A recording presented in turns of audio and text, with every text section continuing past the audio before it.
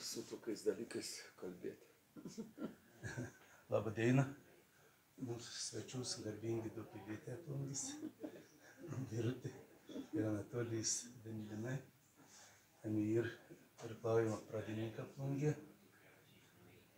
Kaip čia yra mama ir tėvs ir mama. Ir žodžiu, viskas vienam veiklą. Mes prašysim manų papasakoti apie ką panei atvyko į Plungę, į ką panei vystė Plungės irklavimą. Prašom, panai. Kuris pirmas? Tai tu, kaip Į vyresnė. Plungę mes papuolėm. Tais laikais viskas sprendė partija ir vyriausybė. Nusprendė mūsų valdžia Lietuvos, kad reikia plėsti kai kurias sporto šakas. O tuomet tam bangos buvo irklavimas. Reikėjo kažką siūsti į Plungę, kadangi vyr treneris atsakingas už irklavimą buvo Plungės gyventojas Raudonis. Jisai puikiai žinojo šitą ešeriuką ir jisai žinojo, kad ši sporto šaka labai tinkama šitam miestui ir žemaičiams. O tuomet aš dirbau su Lietuvos rinktinė ir stovykla buvo Trakuose, bet važiavo juoda mašina, labai prabangi, be žodžių reik važiuoti Vilnių. Surinko keletą trenerių ir aš buvau jų grupė. Žinojau, kad mano vyras toks yra užsispyrėlis, ką sumano tą ir padaro, ir rekomendavo mūsų šeimą važiuoti į Plungę, plėtoti šitą sporto šaką. Nu, vieną dieną aš sugalvojau pasakyti savo 3 mėnesius mąstydavę ir pasakiau savo, ai, kur ten važiuosim kažkokią Plungę. Bet išmiegojęs naktį tik vieną, ai, važiuoju, pažiūrėk. Nors mes jau turėjom kur gyventi ir mums jau beveik buvo paskirtas naujas butas, bet mano vyras atvažiavo į Plungę pažiūrėti ir užsibuvo 2 savaitės. Nu ir nusprendė, kad reikia čia. Labai patiko Plungės vyrai, kurie vadovavo sportui, o tuomet sportui vadovavo, jau atsimeni pavardę. Pirmininko pavaduotojas, Buivydas. Buivydas, o konkrečiai už sportą buvo Kazrakis. Tai atsakingas. Ir jie labai maloniai sutiko, tiesiog labai draugiškai kažkuris tai iš jų, dabar tu pasakok, nakvot pasiėmė. Ir viskas buvo išspręsta, be jokių problemų. Atvažiuosit, gausit rytoj butą, o Vilniaus valdžia ir Maskvos valdžia pinigų tiek, kiek reikia irklavimo bazės statybai ir taip toliau. Laikiną irklavimo bazę pats mano vyras pastatė savo rankom. Perduodu jam žodį. Tai toliau pasakok, viską, žinai viską. Tu moki, aš. Gerai. Ne, tai... Aš atsiprašau, pasakysiu toliau, bet vis tiek tu jaunas teisės. Dabar tu pasakok, kaip tu matėt ant visą reikalą, nupračiuos. Nu, kaip Raudonis pasiūlė atvažiuoti ir atvažiavom čia 1976 metais. Rugpjūčio pabaigoje, nu, apžiūrėjom ežerą, apžiūrėjom sąlygas, su valdžia suderinom perspektyvą ir taip ir jau rugsėjo mėnesį atvažiavom jau gyventi čionais. Prie 3 vidurinės pasistatėm laikiną vadinamą bazę ir, kaip sako, jau pradėjom sportuoti. Surinkom vaikų ir mergaitės ir berniukus, tik tai kanojus neturėjom. Tai paskui po metų laiko pasikvietėm Gelčinską, Edmundą, kuris treniravo kanojas. Bet mūsų sporto mokykla po 2 metų jau 5 mergaitės į rinktinę Lietuvos papuolė ir 4 berniukai. Labai žemaičiai užsispyrė, labai norėjo. Jokios nereikėjo ieškoti, ėjo, norėjo. Labai daug vaikų turėjom. Į stovyklą vežėmės 50 žmonių autobusą. Dabar neįmanoma, dabar treneriam labai sunku, nes vaikai nemyli sporto, kai kurie retenybė. Vaikai mėgsta kompiuterius, telefonus. Mūsų laikais vaikai ėjo, prašė, turėjom gelbėtis kažkaip su nedaug inventoriaus. Ta inventorių visą laiką mano vyras pramušdavo. Važiuodavo pas valdžią, įtikindavo ir Plungės valdžia buvo draugiška mūsų atžvilgiu. Ar tai?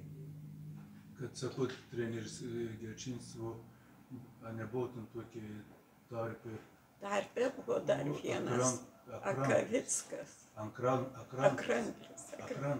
Taip, irgi žmogus, žinot, kaip mokytojas ir treneris turi būti pašaukimas. Jisai porą metų turėjo, bet tokio užsidegimo, pašaukimo, kaip turi treneris būti kovotojas. Sirgti už vaikus, vaikas plaukia, jis turi žinoti, koks dabar pulsas, kur mirties taškas, kur reiks padėti. O kai kurie neturi šito. Jis stengiasi dirbti tikrai. Sąžiningas darbui buvo, bet gyslelės neturėjo. O mums labai reikėjo dar vieno trenerio, jis pats išėjo. Nu ir mes su vyru jau draugai buvom su Gelčinsku Kaune, labai padorus žmogus. Ir mes pagalvojom, ką prašyti, turėjom 3 kandidatus, nes irgi valdžia sakė, tikrai bus būtas greit. Jie truputį ilgiau laukė, mums laukti nereikėjo būtų, o Gelčinskams reikėjo truputį pakentėti. Na ir jisai labai greit sutiko ir labai džiaugiamės tą mūsų draugystę. Iki šiol draugai.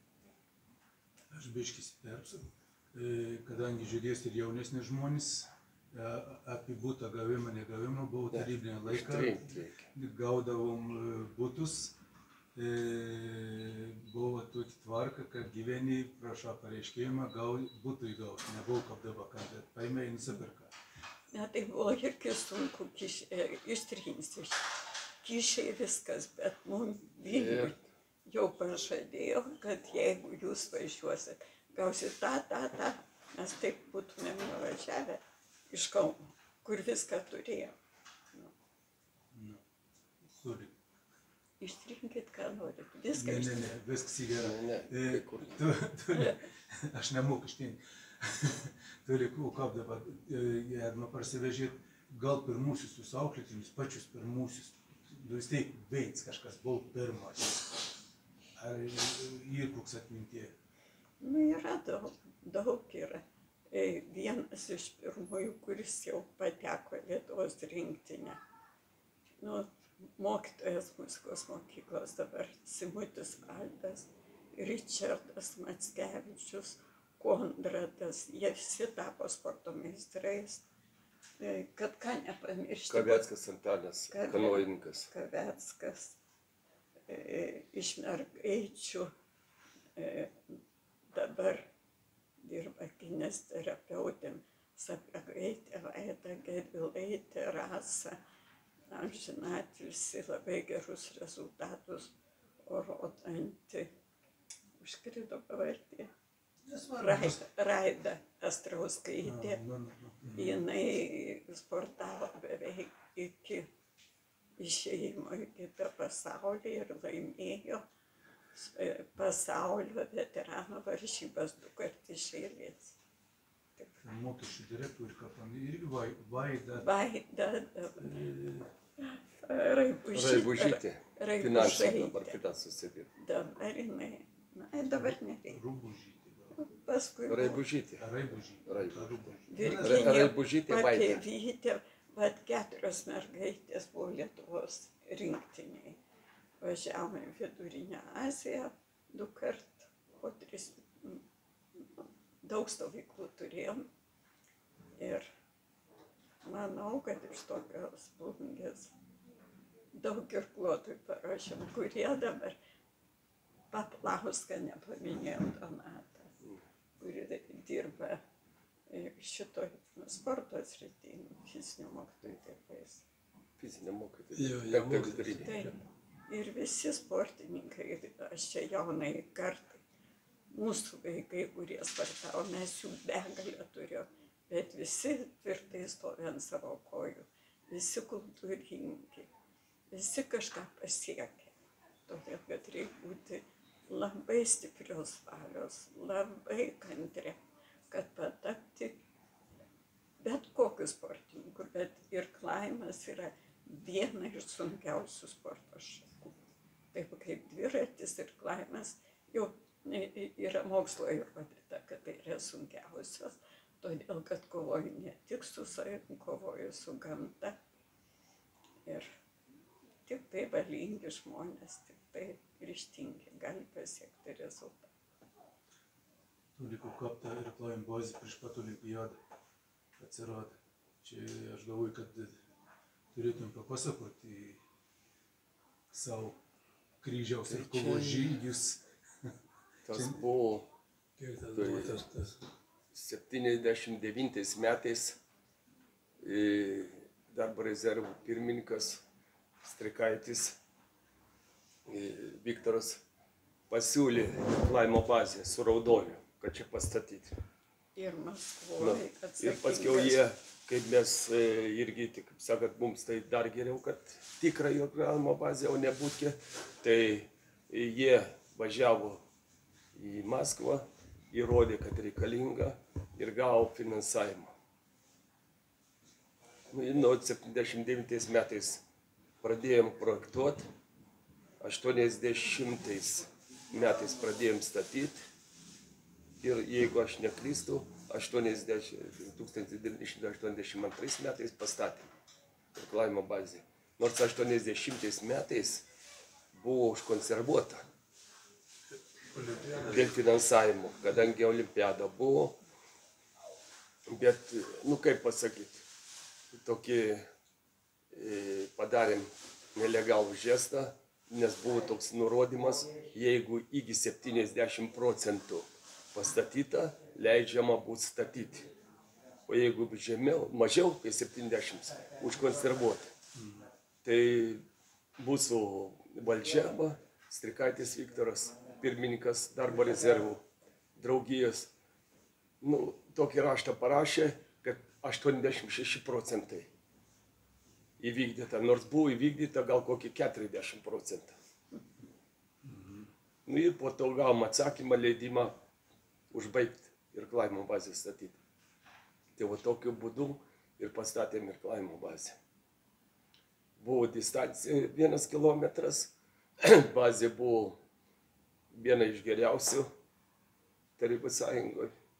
Lietuvoje 2 vietą ėmė, Dinamo bazė ėmė, 1 vietą jau ten buvo labai gera bazė. Trakuose, o po to mūsų. Stovyklos būdavo ir Lietuvos rinktinės, ir Tarybų Sąjungos rinktinės, atvažiuodavo darbo rezervų, ir mūsų stovyklos būdavo vietinės. Varžybos viena paskui kitą būdavo, jokių problemų nebūdavo visai. Distancija kilometras, tai buvo oficialiai įteisinta viskas. Taip, tokia, kai sakant, gyvenimas buvo visai neblogas, sportinis. Tik tai gaila, kad nėra tos irklavimo bazės pasibaigė, kai sakant, neatlaikė konkurencijos laisvos Lietuvos. Jokio finansavimo nebuvo, Nu. jokio. Remontui nieko finansavimo nei kapeikos Visus neskyrė. etatus Per 30 metų neskyrė nei Ir kapeikos. subirėjo ta bazė kaip kortų. Tai per 30 metų, jeigu nieks neprižiūri, nieks neremontuoja, tai iš kur ten gali atlaikyti koksai pastatas. Nei vienas pastatas neatlaikys. Bazė labai graži buvo. Graži. O rezultatai buvo dar tiesa, dar buvo trečioje viduriniai padarė šitą, kaip pasakyti, specializuotą klasę. Visi mūsų geriausi sportininkai specializuotą klasę su bendrabučiu, su maitinimu, su apranga, su viskom. Vienu žodžiu, išlaikymas buvo labai geras. O dabar tai nežinau, kaip tenais sportininkai kaip gyvena. Sunkus atvejis. Nu, ir kovojom, tai praktiškai tik tai trakams nusileisdavom. Specializuotai internatinį mokyklą. Ne visada. Mes laimėjom, nuvažiavom į Maskvą kaip viena iš geriausių Lietuvos sporto mokyklų. Petrutis tuomet direktorius buvo. Ir ten neblogai pasirodė. Vienas prizininkas. O ten buvo visų socialistinių šalių geriausių sporto mokyklų varžybos. Tai va, Plungiškiai važiavo. Sporto mokyklą atstovavom Lietuvą. Ir Plungiškiam himną grojo, aišku, Tarybų Sąjungos, bet nemačiau neverkiančio vaiko. Visi vaikai verkė iš džiaugsmo. Nu, kad himnas buvo grotas, pirmą kartą išvažiavo. Įdomu buvo. Labai graži, gera patirtis. Bet juk ir tu dirba treneriu. Dirbau. Treneriu. Ir Birutė treneriu. Birutė dirbo su mergaitė, aš su berniukais, o Gelčinskas su berniukais kanoja. Nes baidarė berniukai, baidarė mergaitės ir kanoja. O apie ton inventorių tų laikų, tas fanerinis valtys, ką pans remontaudavo, kas remontaudavo, jau vis tai, kad nuo senus statė. Taip, kaip remontos būdavo ir patys remontuodavo, bet ir turėjom etatinį meistrą. Bazai buvo visiems, buvo ir santechnikas buvo, ir valytojai buvo, ir pečkuriai buvo, vadinami, šildomo ir klaimo bazė buvo. Ir galėjom, kai sakant, ir treniruotis, plus bendro fizinio salė buvo tenais, dušai, tualetai, miegamieji, jokių problemų nebuvo tam. Kiek vietų vaikinės buvo tolikai? Vietų 45 vietos buvo, miegamos vietos. Taip, kad stovyklos rengdavo, jokių, kai sakant, problemų nebūdavo. Su treneriais, su vaikais, su pagalbiniais darbininkais aprūpindavom gyvenimui be jokių problemų. Dabar paskui teko rimta, aš nekam dabar biški linksmėsnį tokių gal istorijų. Kaip ledus laužydavo, kad trasą greičiau atsidaryti, kaip aš bent girdėjau, bet smulkmen nežinau, kad kažkas pas sporto mokyklos direktorių per naktį sėdėjo ant kėdės, kad pasirašytų kažkam, kaip čia ten tos vis istorijos, ar čia mus iš piršto laužstolį. Čia iš tikrųjų labai atkaklus buvo mano vyras. Buvo vadinamas, jeigu aš jo neįleidžiu pro duris, jis įlips pro langą, tai ką darysi? Čia Vindašio žodžiai. Ką darysi? Papasakokit, tu biški linksmėsnį po tokių istorijų. Tas linksmumas tenais būdavo, reikėdavo irgi, kaip sako liaudis, pakariauti dėl inventorius. Tai eidom tiesiai, jeigu švietimo skyrius neturėdavo pinigų, tiesiai eidom pas Buvydą Haliką. Jisai buvo atsakingas vykdomo komiteto pirmininko pavaduotojas sporto reikalais ir švietimo reikalais. Nu, pirmiausia pasiužeidom, su juo pasitardom, po to reikėdavo užbėgti pas pirmininką Vindašių Ir paskui įspręsdavau visą finansavimą, jokių problemų nebūdavo. Gaudom finansavimą, važiuodom į Rygą, užsakydavom valtis, apmokėdavom. Dėl inventoriaus jokių problemų neturėjom. Kiekvienais metais praktiškai nusipirkdavom ir baidarės, ir kanojas, jokių problemų ir neturėjom. Švietimo skyriaus vedėjai buvo geranoriški ir kaimo sportui, ir globys, ir tutlys. Labai jie rimtai žiūrėjo. Jie džiaugiasi, kad tiek daug vaikų lanko, jie domėdavosi. Ir labai brangus tas mūsų inventorius buvo. Reikėdavo sunkiai dirbti, apeiti, būti lankščiam, tai vat lankstumą turim, mano žmogus turėjo ir turėjom inventorius.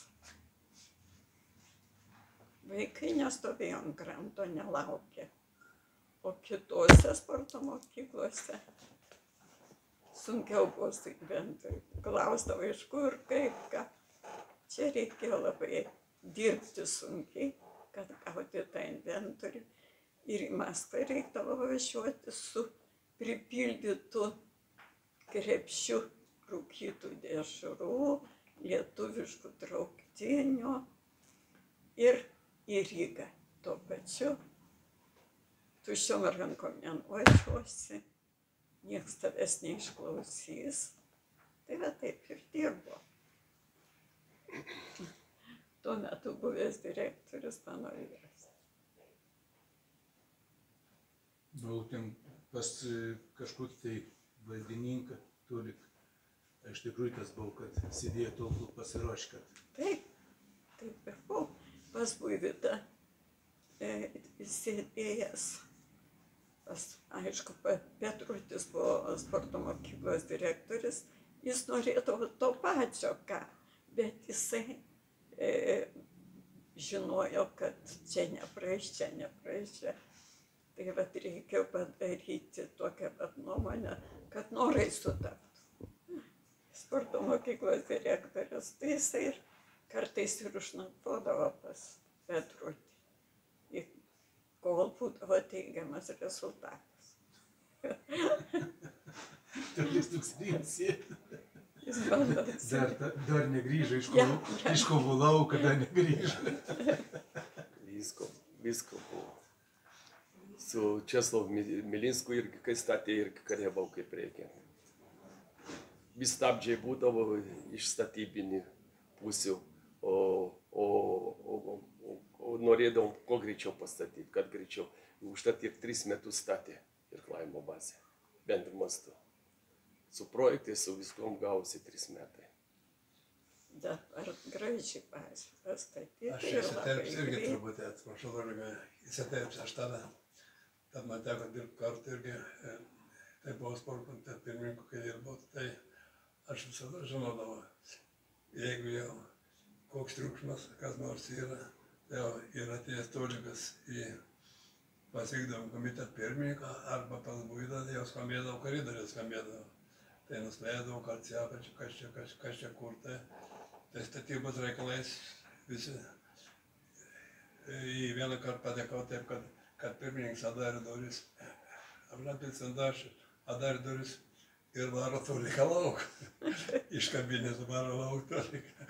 Eik, dolikai, eik, laitko pasiimk tą dalyvim, pasiimk dalyvim, eikit lauk. Tai turi papasakok, tu biškilį, tu karo veiksmų. Taip, tų dalykų, kad taip jau varytų, ne, bet pas pirmininką tol neišeidavau iš kabineto, kol nesutikdavau Tai sakau, duoti finansavimą arba taip, kai sakant, palaikytų sportininkus. Ir dar noriu pasakyti, ką davė irklavimas iš karto. Tai pirmi metai buvo vykdama Respublikoje, buvo tos lenktyniavimo, buvo spartakiados vykdomos taip pat ir iš visos sporto šakų. Tai kai atsirado irklavimas, tai mes gavom už irklavimą tiek taškų, kur nereikėjom galėjom sėdėti kojom, ko įsidėjęs kitas sporto šakas, nereikėjo važiuoti kitam sporto šakom, bet mes dėjom tiek futbolas taškeliai ir visi, o kai važiavo irkluotojai, pravažiavo irkluotojai, tai mes Plungėje iškovojom istoriją, gal ir buvau sakęs jau, prieš mane kol dirbo, tai trečią vietą paėmėsi, o mes tada likom po Kauno rajono. Plungėje buvom antri, po Kauno rajono su irkluotojų parvežtais taškais. Tai čia žemaitiškas charakteris, mes nuvažiuojam į varžybas. Pirmą kartą, kai atvažiavom čia gyventi ir po 2 metų važiuojam į varžybas, nu nieks mūsų nieko neskaitė, nes nematė startuojant. Bet kai Plungiškis startuoja, tai 1 vieta Plungiškį. Prasčiausia vieta 2. Tai mūsų vaikučiai, žemaitukai užpildė tada rinktinę, nes buvo 7 vaikai Lietuvos rinktinė. Tai jeigu dar prisimint kokių pavardžių, menaluokit. Visų nepaminavusiam įsikį, atsiprašom, kad nesusirašėm sąrašą. Visiškai mes nepasiruošėm. Nesvarbu, bet... Tai tie patys berniukai, Ričardas Mackevičius, Mickevičius, Simutis Valdas, tai buvo talentai, ne tik tai savo rezultatais, bet buvo moksliniai darbai daromi, matuojama kūno antropometrija. Tai mūsų Valdo iki dabar rankų ilgis ištiesto į šonus, Lietuvoje pats, tai įsivaizduoja trumpos rankos ir ilgos rankos. Nu, tai buvo labai geri antropometriniai duomenys ir manau, jeigu Valdis nebūtų į dailę pasukęs, jis būtų labai gerų rezultatų pasiekęs. Tolik, tu papasakok, kaip žaisdavot su krepšininkas ir Plautoje sport salėje krepšinį. Tu iš mums laik bandydavo pasityčiuoti, užerzina tada. Bet papasakok, kokie rezultatai būdavo, kaip su krepšininkas žaisdavo. Tai ir su krepšininkais, ir su imtynininkais visą laiką žaisdavom. Bendra 3 vidurinį tada būdavo, sporto salėje ir jie treniruotės turėdavo, ir mes turėdavom treniruotės. Tai ten būdavo, nu, kas ta sporto salė, kaip pasakyti, užvaldys, ar irkluotojai, ar tai krepšininkai, nes laikas būdavo vienodas, vienodam laiko tarpe, ir mes treniruodomės, ir krepšininkai treniruodomės. O kad geriau, kad, kai sakant, prasportuotumėm, laiką praleistumėm, tai krepšinį žaisdavom su krepšininkais. Irgi tai būdavo visai neblogai, ir su imtynininkais taip pat irgi. Ir rezultatas pasakyk. O rezultatą taip nelabai taip prisimenu rezultatą. Vis laik darbdavas, kad 30-40 taškų ir Plautoje kraudavo krepšininkam. Nu, gali būti, bet tas išsitrynė tas reikalas, bet kad visą laiką žaisdavom krepšinį arba tiek futbolą žaisdavom irgi tenais. Tai. Aš ką parėjau dirbti, mane toks rezultatas aiškina. Tai man taip buvau užgava mani, kad čia aš tikra, bent ir Plautoje įstorą plošti. O pasirodo, kad Lietuvos ir Plungis ir Plautoje krepšinėje ledą Lietuvo mane buvo šeštam. Kaip ir Plautoje aplošiau, tai pradėjom keilti. Atsiprašau, Gelčinskas jau pas jūs buvo kalbėti. Neda. Nu, taip pat Gelčinskas atvažiavęs tokia pat energija. Dirbo kaip mes, matė, ir mes labai gerai sutarėm. Ir labai greit buvo, jo vaikai labai greit prasimušė. Ir vienas iš lyderių Lietuvos irklavimo trenerių. Ir pavardžių tikrai nebeatsiminsiu, bet visuomet buvo visur lyderiai. Mergaitės lyderė, berniukas lyderis ir ne po vieną. Kažkaip žemaičiai labai norėjo vandens sporto šakos. Mes kovodavom su šokėjais. Mamos norėdavo savo vaikų šokėjų, mergaičių ir berniukų. Tai šokių mokytojai pykdavo. Bet man labai gražu, kad Plungė plungė taip išvystyta šokiai iki šių laikų. Bet ne veltui Plungės istorijoje, bet mano kursiokas, sėdintis prieš mane, tapo Plungės žmogum, o turėjau tapti arba Baltikauskaitės šokių, arba sportininkas Vaitkus. Ir labai gražu, kad tapo mano kursiokas Vaitkus Plungės žmogum. Ne tik dėl savybių sporte kažkokių rezultatų, bet vienas iš tokių Plungės draugiškiausių vyrų. Tai žinau, Viktorai, atsiprašau.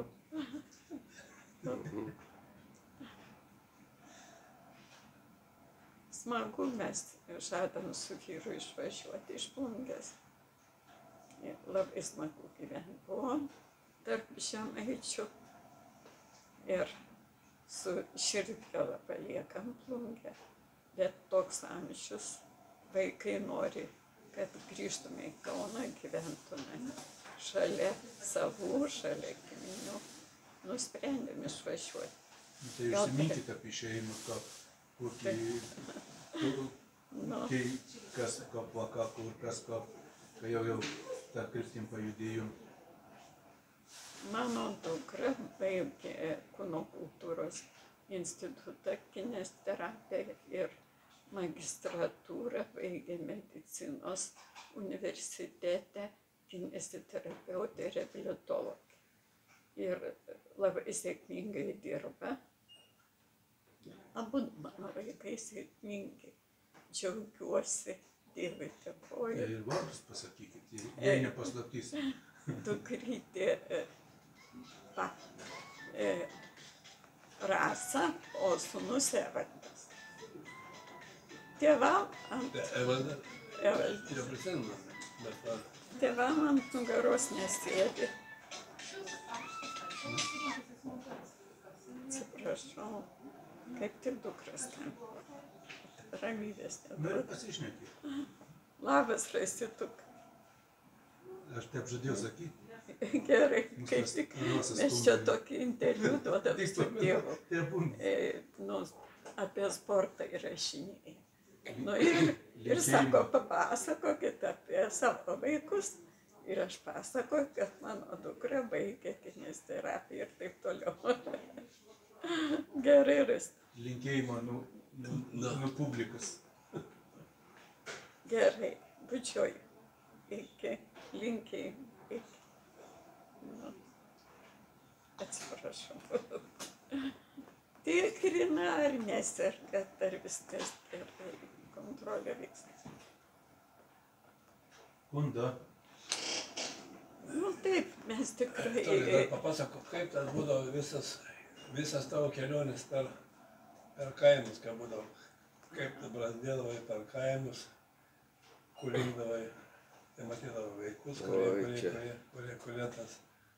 Visas kaimo mokyklas esu apvažiavęs ir pradėdavau rinkti vaikus nuo 6 klasės. Ir eidavom per visą, kaip pasakyti, eidavom per fizinio pamokas rinkti. Ne taip, kad, o kitaip pamatai vaiką, bet į fizinio pamoką ateini, pasižiūri, kas sportiškiausias, kas, kaip sakant, gerai atrodo fizinių duomenų, o tos vaikus ir paimdavau. Bet taip pakliūdavau, vieną bėdą turėdavau. Kaip geriausią sportininką pasiimi, tai tas vaikas ir geriausias moksleivis. Ir niekaip nenorėdavo atiduoti kaimo mokyklos tų geriausių vaikų. Bet ir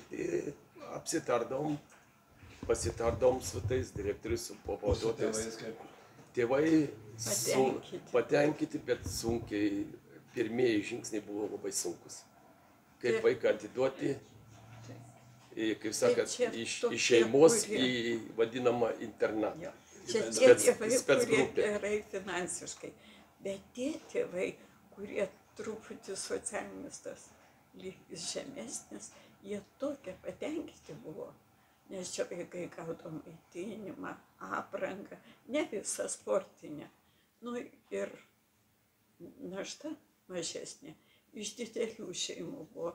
Tiesiog dėkodavo tėvai, kai kurie. O kai kurie, va, kaip jis sako, nenorėdavo skirtis, ypatingai su mergaitė. Bet buvo pripildyta, kiek reikėjo vaikų. Labai neblogai mums atidavė bendrabučio kambarius, kokius norėjom. Ir buvo internatinė vadinama klasė. Po to pamatė kiti treneriai, kad čia gal neblogai. Ir imtyninkai susiorganizavo tokią pat sistemą, surinkdavo sportininkus ir jie turėjo klasę. Ir buvo maitinimą vaikai gaudavo. Mūsų vaikai gaudavo dvigubą maitinimą, nes daug buvo Lietuvos rinktiniai, tai jie gaudavo kaip stipendiją ir Plungė prisidėdavo prie maitinimo. Ką gaudavo imtynininkai, tą gaudavom ir mes, vaikai. Čia savivaldybė skirdavo lėšas. Savivaldybė. Vykdomasis komitetas per švietimą. Teisė jums ar į švietimą, Iš švietimo būdavo, kaip pasakyti, normalus tas išlaikymas, o darbo rezervų sporto komitetas duodavo dar papildomai pinigų ant maitinimo, ant išlaikymo, ant tų aprangos ir panašiai. Būdavo, praktiškai išlaikymas dvigubai padidėdavo.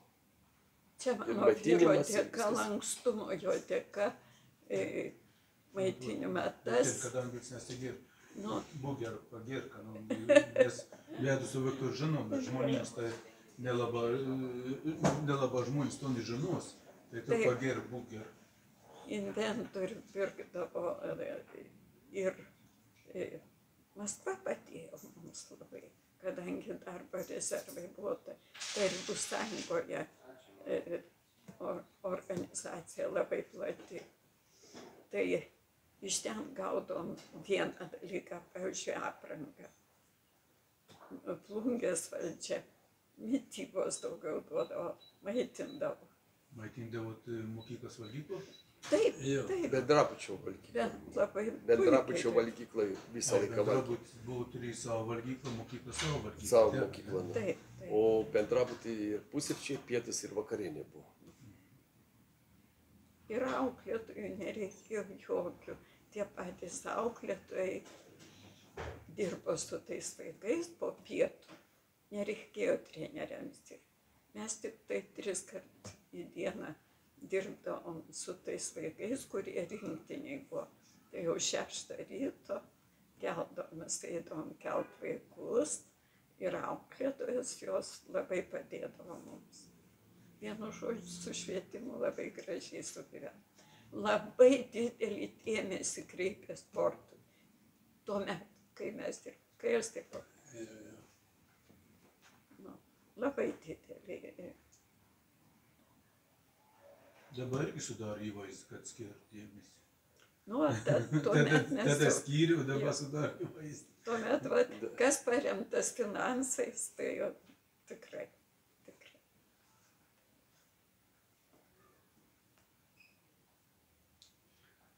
Sak, būdavo tokių problemų su gyventojais, kurie gyvena soduose tenai, ten. Būdavo ir tokio vaikščiodavo pas... Tokį mes tik atsigirdavom, kad oi, čia tam braškės nuskyrė. Taip, tam obuolis, tam kriaušė. Kažkur reikia nurašyti. Bet aš dar noriu pasakyti, dabar mūsų treneriai vandens norėčiau užsprendti. Vienu vandenėlį.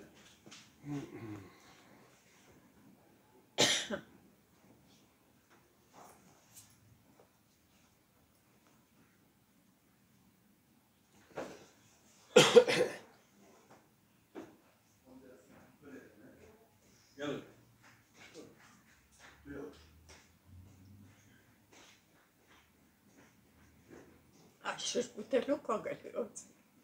Nereikia ieškoti. Bet man kelių dabar niekur neina.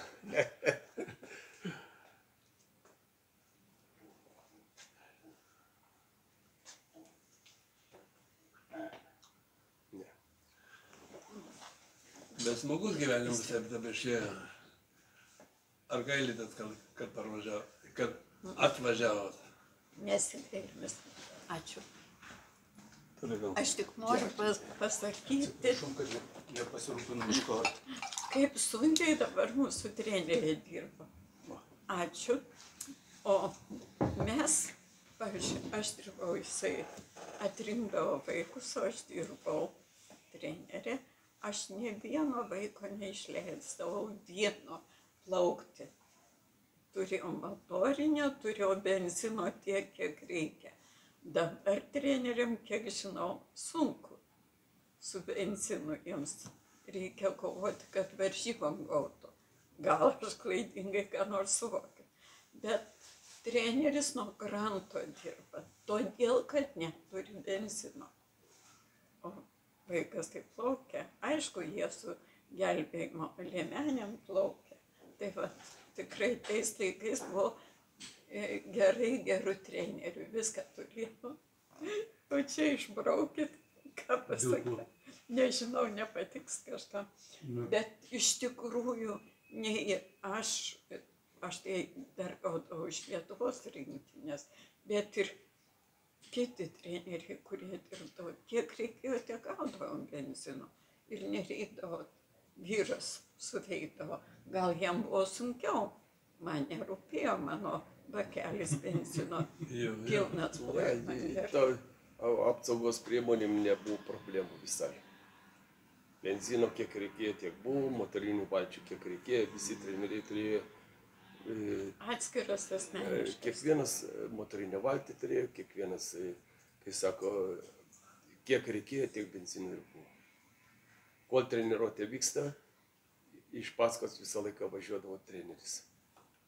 Dabar matau kartais motorinę.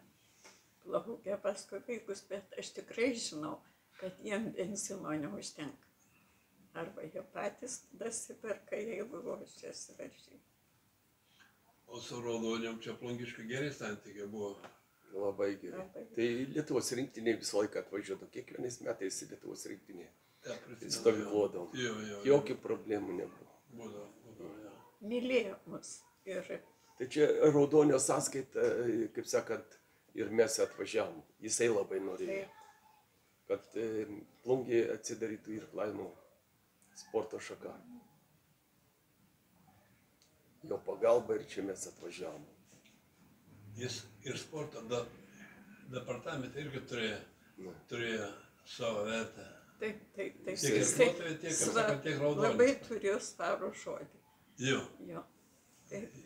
Tuomet, kai sukvietė trenerius, geresnius tipo trenerius, kurie jau su Lietuvos rinktinė dirbo, tai buvo ir krepšinis, lengvoji atletika, plaukimas ir dar keletas sporto šakų, kad Lietuva užsikabintų už tų sporto šakų ir gerintų rezultatą, reikėjo praplėsti. Ne tik irklavimą, bet daug sporto šakų. Ir tuomet valdžioje buvo Brazauskas. Pats Brazauskas skaitė šitą pavardžių sąrašą, atsimenu, sporto komitete, didžioji salė. Tuomet ir Garastas tais laikais buvo tokiu būdu papuolė iš rajono kaip geras treneris į Kauną. Atsimenu, mes dar šalia sėdėjom. Tai buvo tokie, labai žiūrėjo sporto, kad vaikai sportuotų. Dabar sunku prisiprašyti. Aš laiku išėjau iš to sporto, būčiau tikrai iki šios dienos trenerė, bet mano vaikų sveikata neleido, kad aš kažkur išvažiuočiau. Su dukra gulėjau 3 mėnesius ligoninėje, grįžus jau visiškai sportai tuomet nerūpėjo, jokie rezultatai. O jau neužsidegęs žmogus nebūsi geras treneris.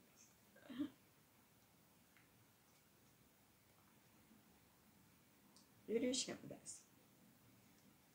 Dėl savo vaikų. Dėl to, kad kitoks gyvenimas prasidėjo. Šeimai viskų pagrinds. Ko nors dar? Nu, taip, atrodo viskas. Dabar išdūrėt jūs mus juodai, mes čia būtume nebuvę.